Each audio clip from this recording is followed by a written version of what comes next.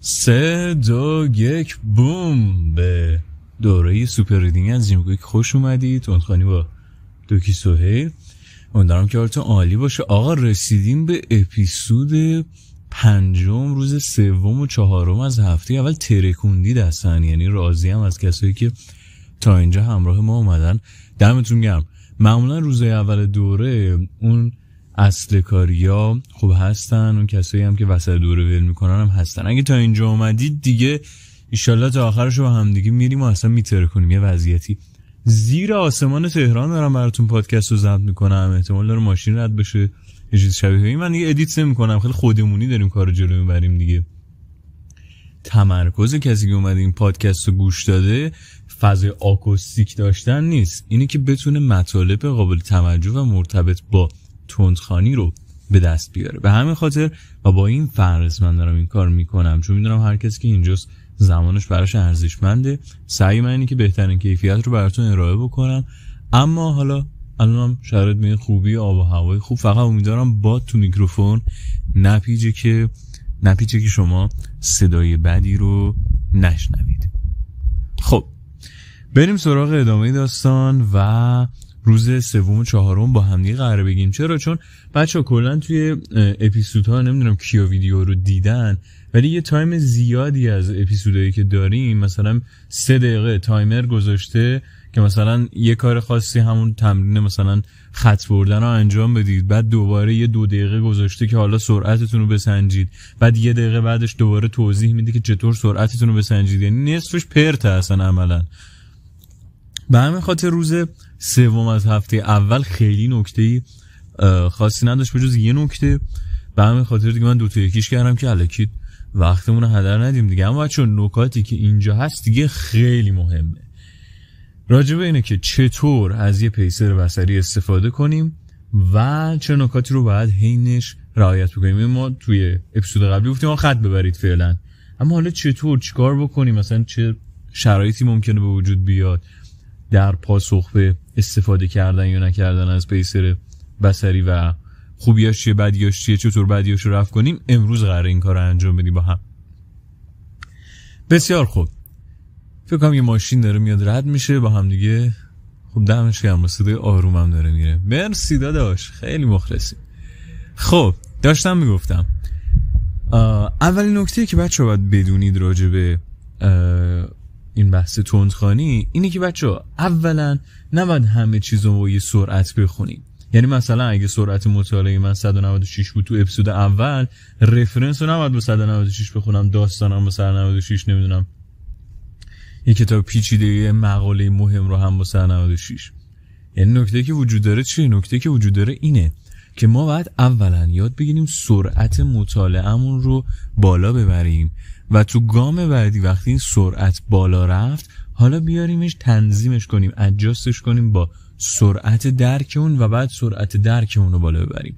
یعنی چی؟ یعنی من میتونم مثلا 350 کلمه مطالعه بکنم، اما این برای داستانه. اگه این متن علمی بخوام بخونم، این متن علمی احتمالاً مثلا باید به سرعت 230 بخونمش تا بفهمم.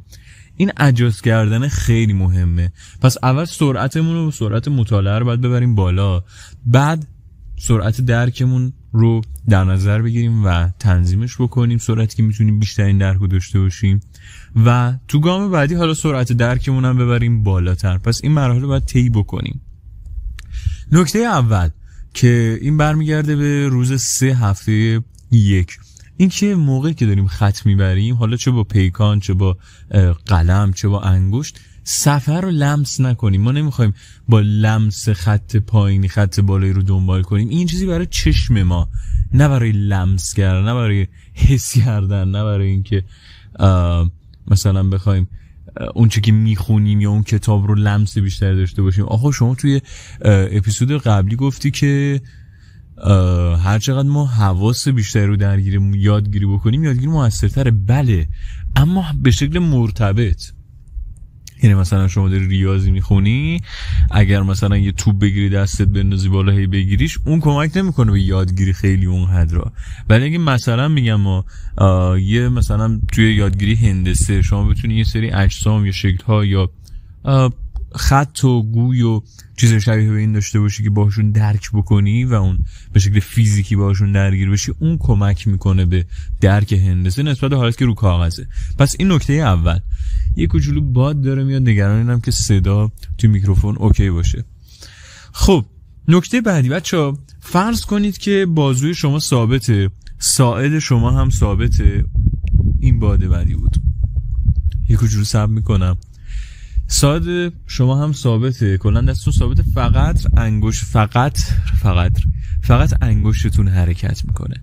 یعنی اینجوری دارید خط میارین، فقط با انگشتتون از این ور صفحه میدید تا اون ور صفحه. یه حالت دیگه هست که چیکار میکنید؟ تو اون حالت دیگه میاد کل دستتون رو تکون میدید. این حالت اول که فقط با انگشته، خب چه اتفاقی میفته؟ انگشتتون سریع خسته میشه دیگه. چقدر عضله مگه مثلا داره این انگشتتون؟ یعنی میزان اندازه و قدرت عضله برای اینکه بتونه این کار رو مداوم انجام بده توی مثلا 1 ساعت خیلی کمه. ولی عضلات بازو و ساعد، اینا عضلات درشتری هم، بزرگتری هم، راحت‌تر میتونن این حرکت رو، وزن انجامش رو بین خودشون تقسیم بکنن. پس درنچه برای اینکه ما کمتر خسته بشیم موقع مطالعه، بهتره چیکار بکنیم؟ بهتره حتما به جای که با انگشتمون فقط دستمون رو، نوک انگشتمون رو تکون بدیم و انگشتمون فقط تکون بخوره، کل دستمون رو جابجا بکنیم. این از مورد اول و نکته بسیار مهمه. مورد دوم که خیلی مهمه بچه ها، وقتی ما کتاب رو روی میز قرار بدیم، خب کتاب خوابیده روی میز باشه و ما هم صاف نشسته باشیم، گردن راست به سمت بالا، کاملا بدون اینکه قوز یا خمیدگی داشته باشه ستون فقرات ما، چه اتفاقی میفته؟ اولین موضوع اینجاست بچه ها، قبول دارید خوندن کلمات سخت میشه؟ یعنی چشم ما اینجوری داره این از بالا انگار پایین رو میبینه، خود کتاب یه خورده زاویه داره و این کار رو سخت میکنه و همین باعث میشه که ما سرعت مطالعه به خاطر اینکه چشممون نمیتونه خوب ببینه بیاد پایین. یادتونه توی جلسه قبلی توضیح دادیم، گفتیم آقا تمرکز ذهن و تمرکز مغز ما ارتباط بسیار مستقیمی داره با تمرکز بصری ما. خب وقتی ما داریم اینجوری از بالا اینجوری به کتاب نگاه میکنیم و چشممون اینجوری داره پایینی میبینه، خب این باعث میشه ما کمتر بتونیم متمرکز بشیم، اون تمرکز بصری رو داشته باشیم، چشممون فوکوس باشه. همین باعث میشه تمرکز ما میاد پایین و تمرکز ما هم که بیاد پایین، سرعت مطالعه میاد پایین. حالا اینجا کاری که ما به شکل طبیعی میکنیم اینی که انگار خم میشیم رو کتاب. وقتی که خم میشیم و بدنمون رو خمیده میکنیم، اگر دقت بکنید، اگر همین الان که دارید میشنید خودتون رو سعی کنید خم بکنید به سمت شکم و کمرتون به سمت بیرون در از انحنا پیدا بکنه، چه اتفاقی میفته؟ خب این ماشین هم خدا رو شکر آروم رفت. تشکر میکنیم از این آقای ماشین، اسپانسر خوب پادکست. داشتم میگفتم بچه اگر دقت بکنید به ناحیه دیافراگمتون، یعنی زیر قفسه سینه فشار میاد و اونجا توی حالت جمعی قرار میگیره و پایین ریه های شما انگار حالت فشرده پیدا میکنه. بچه 1/3 تحتانی ریه شما به خاطر اینکه هوا در از اون جا مکیده میشه و دیافراگم اونجا قرار داره و اولین جایی که توش مکش ایجاد میشه و حالا بحث اندازش و چیزای شبیه به این، 2/3 هوای شما تا همون 1/3 پایینی. وقتی شما رو به جلو خم بشید چه اتفاقی میفته؟ ریه های شما اکسیژن کمتری میتونن دریافت بکنن، اصلا به شما نفس کشیدن انگار براتون سخت‌تر میشه. تازه اینها همه جدای از اون حالت گرفته‌ای که کمر شما پیدا میکنه و فشاری که به ناحیه گردن میاد، گردنتون خسته میشه، چیز شبیه به این. پس نکته مهم چیه؟ وای فکرشو بکنین وسط پادکست موتور داره رد میشه بعد آروم هم داره رد میشه. این اصلا اتفاق عجیب غریبیه. چقدر من واقعا خوش شانسم ایشون هم رد بشم که صدا بهتر باشه، شما راحت باشین، اذیت نشین. خیلی خوب، دور شد دمت گرم. داشتم میگفتم نکته مهم چیه؟ نکته مهم اینجاست وقتی اکسیژن کافی تأمین نشه، مغز شما با اکسیژن کمتری باید فانکشن بکنه. بعد بچه‌ها فکر نکنید مغز بچه‌ها یه چیزی حدود 2% وزن بدن رو تازه تقریبی تشکیل میده، اما یه چیز 20%، یعنی 1/5 گردش خون و مواد غذایی گلوکوز و اینا به خودش اختصاص میده. اصلا فوق العاده است، خیلی پر مصرف مغز. من توی استوریام موقعی که داشتم همین فصل گردش موادو میخوندم مقایسه کردم که آقا عضلات اسکلتی بدن ما این حجم از عضله چقدر مثلا ورودی خون میگیرن، چقدر خون به خودشون اختصاص میدن و سهم میگیرن از گردش خون. مغز ما چقدر سهم اختصاص میده به خودش و این خیلی عدد بالایی، چون 20% ایشون هم رد شد. 20% اصلا عدد پایین نیست، در نظر بگیرید. به همین خاطر خب اکسیژن کمتر و این نکته اتفاقی که در اصل ناشی از این اکسیژن اتفاقی که ناشی از این اکسیژن کمتر و تنفس ضعیفتر اینه که مغزمون زودتر خسته میشه، مطالعه برای ما کار سخت‌تری میشه. پس چیکار بکنیم؟ خیلی واضحه، خیلی مشخصه. کاری که باید بکنیم اینه که کتاب رو حالا یا روی یک جسمی بذاریم یا یه مثلا زیر دستی داشته باشیم یا با دست کتاب رو به سمت بالا بگیریم که کتاب تنظیم باشه با زاویه چشم ما بتونیم کتاب رو خیلی خوب ببینیم بدون اینکه نیاز باشه در از خم بشیم یا به گردن اون فشار بیاد یا اون حالت تمرکز و اشراف بصری رو از دست بدیم. پس اینم بچه‌ها بسیار بسیار بسیار نکته مهمیه. کتاب اینجوری تخت نخوابونید که مجبور شید خم بشید، به جای اینکه خودتون خم بشید کتاب رو بالا.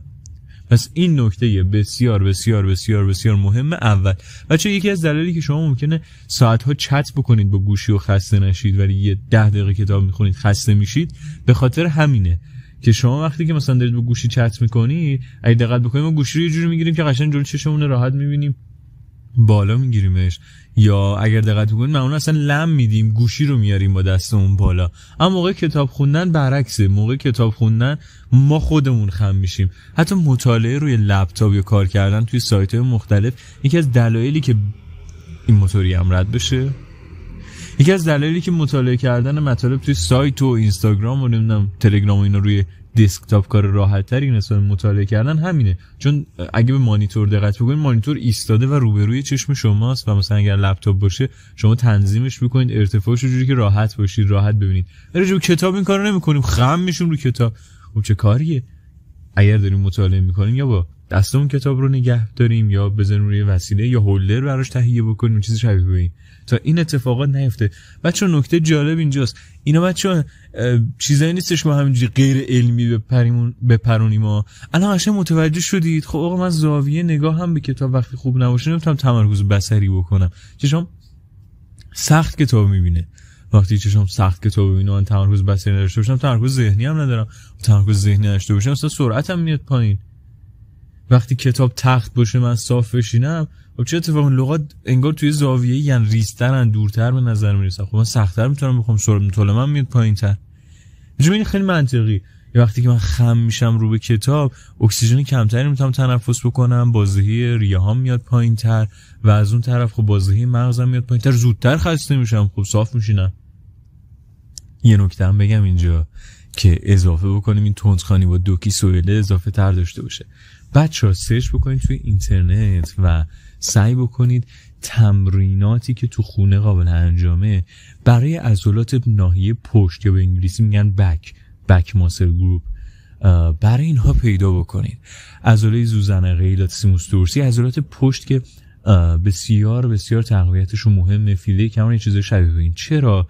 چون وقتی این عضلات ضعیف باشه چه اتفاقی میفته؟ مخصوصا کسایی که نسبتاً ورزش نمی‌کنن یا خیلی حالت دور از ورزش، حال چه خیلی لاغرن چه ممکنه خیلی چاق باشن یه چیز شبیه به این، اگر بدنتون بدن ورزیده و آماده نیست از نظر عضلانی حالا به هر دلیلی، سعی کنید این تمرینات پشت رو انجام بدید. چرا؟ چون این عضلات به شکل کلی کمک میکنن که بدن شما صاف باشه، بدن شما ایستا باشه، بدن شما خموده نباشه به سمت داخل. این عضلات در اصل عضلاتی هستن که اینجوری انگار شما رو میکشن به سمت عقب، صاف میکنن.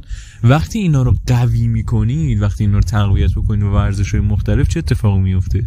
وقتی اینا قوی بشن شما راحت‌تر میتونید مدت زیادی رو صاف بشینید. این ما یه قسمتایی از یکی از دلایلی که خم میشیم اینه که این صاف نشستن سخت دیگه. خم میشیم چون احساس می‌کنیم راحت‌تر این وزن بدنمون رها می‌کنیم. فشار رو ریه میاد، ولی خب عضلات هم فشار بهش خیلی نمیاد دیگه، انگار بدن یه حالت لختری داره. باز جدای از عوارض بلند مدت این قضیه برای ستون فقرات، وقتی عضلات پشت رو تقویت بکنید راحت‌تر میتونید بشینید. سرچ بکنید تقویت عضلات پشت، تقویت عضلات کمر، خیلی خیلی خیلی بهتون کمک میکنه. شاید 1 رو 20 دقیقه انجام دادن حرکات ورزشی این شکلی در طول روز به شکل روتینوار عالی باشه برای اینکه شما بتونید قدرت مطالعه‌تون به شکل پایدار رو داشته باشید. وقتی عضلات پشت تقویت بشه بهتر میشینید، وقتی بهتر بشینید بهتر نفس میکشید. این ماشین هم رد بشه، متشکریم ازش، ایشون هم آروم رفت. وقتی که شما بهتر نفس بکشید خب بهتر به مغزتون انرژی و اکسیژن میرسه. وقتی این اتفاق بهتر بیفته کمتر ذهنتون خسته میشه. پس اینا رو بچه‌ها در نظر بگیرید، خیلی مهمه. کسایی که کلاس آواز رفتن میدونم مثلا اولین چیزی که توی کلاس‌های آواز تدریس میکنن این نحوه درست نشستنه. من دیدم بعضی از کلیپاشو دوستانم که تو این زمینه فعالیت میکنن معمولا خیلی براشون مهمه. مثلا شما همایون شجری رو نمیبینید که همجور راه بره بالا بپره، اگر دقت بکنید مینشینند و با یک بدن صاف آواز میخونن، یا مثلا می ایستند پشت میکروفون و با ستون فقرات و به صورت بدنی راست و خیلی شق و رق میتونن اون حجم از صدا رو ایجاد بکنن. پس اینو حتما مد نظر خودتون داشته باشید. و بچه‌ها بعد از رعایت این نکاتی که راجع به خط بردن گفتیم که آقا کل دست باشه، درست نشستن باشه، زاویه بدید به کتاب، یک بار دیگه بچه‌ها هر روز ما باید این سرعت مطالعه رو ثبت بکنیم. سرعت مطالعه خودتون رو همون 2 دقیقه‌ای از همون یه دونه کتابی که انتخاب کردیم بسنجید، توی قسمت کامنت تو کست باکس بنویسید. دوست دارم هر روز که شما این پادکست رو درگیرش هستید و روز به روز که بهتر میشین عدده که میره بالاتر اونجا ثبت بشه. هم خودتون انرژی میگیرید، هم بقیه بچه‌ای که با هم دیگه داریم جلو میبریم انرژی میگیرن، همین که بعدن اگه یه نفر بخواد بیاد شروع کنه انرژی بگیره، یه گروهی میشیم که کارهای خفن داره میکنه. با من همراه باشید. اپیزود 5 روز 3 و 4 از هفته اول به پایان رسید. فعلا